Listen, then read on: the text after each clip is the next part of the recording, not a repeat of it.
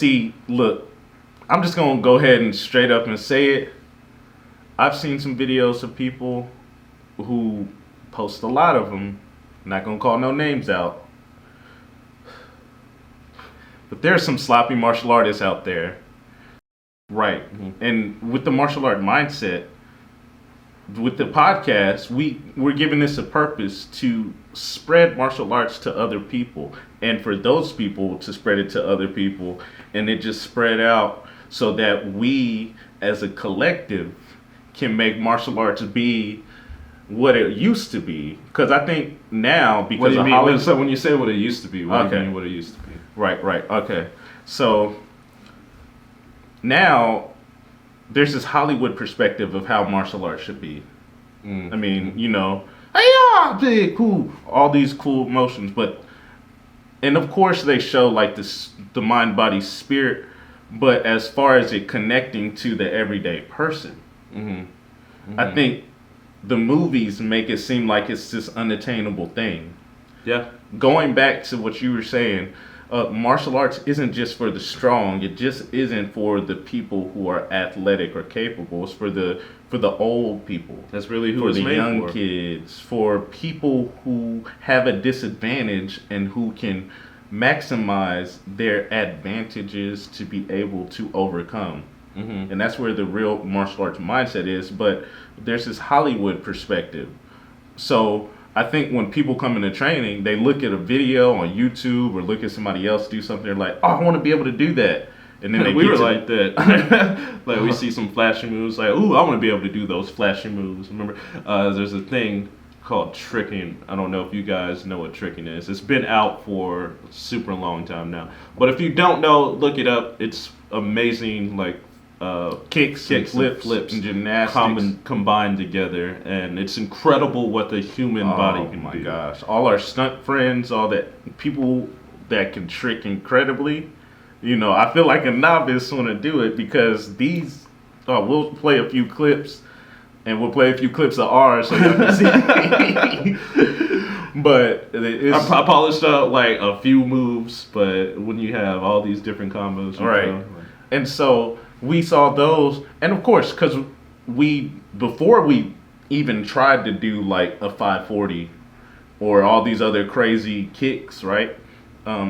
We learned the basics. So we learned the basic front snap kick, the basic roundhouse kick, basic stuff before even going to that level. I mean, it's literally like that with anything else that we do in life, right? If you're learning how to write, you just don't write a book right away. You got to learn the letters first, then you learn the words, then you learn the sentence, then you learn how to make a sentence structure it, then you make a paragraph, then you can write a whole book and start having right. So see, look, I'm just gonna go ahead and straight up and say it. I've seen some videos of people who post a lot of them. Not gonna call no names out, but there's some sloppy martial artists out there. There are some people who don't respect the craft as they should.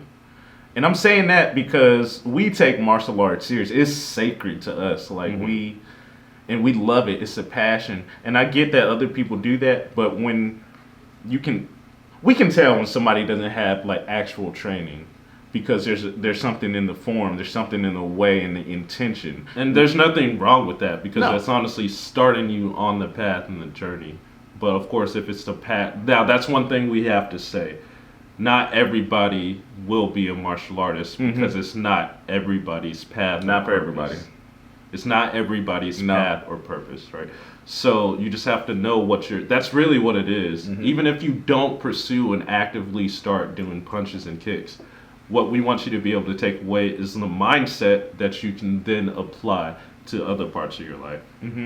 And I wasn't saying, everybody's sloppy or that. I'm just saying there's people out there who post their stuff with so much confidence, like it actually has some structure to it, but it really doesn't. It doesn't have a base. It's missing a lot. And that's only missing because they didn't go out and seek the correct knowledge. They probably did what we did when we first started, which is fine, was watch videos and imitate. In fact, when we were 5, we knew we wanted to be action stars. Like, we really knew it. Do you remember that time we watched Mortal Kombat? So he's talking about. So you want me to tell the story? Go ahead. Okay, so we were watching Mortal Kombat. It was just me and him. We were living in Korea at this time.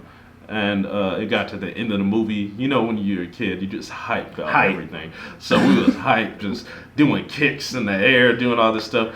Well, we had this coffee table, this glass coffee table, and I did an axe kick. Right, I jumped up in the air, did an axe kick, and my foot landed. And I was standing next to him. Matter of fact, he was here, and I was over here, and he was like, "Yeah." The movie had cut off, and he jumps up and do it.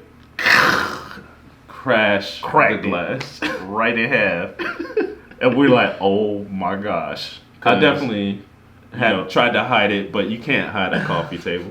Like, you're gonna see that it's missing. We moved it somewhere else. No, that's not what we did. What we did move it. It had broke like this, right?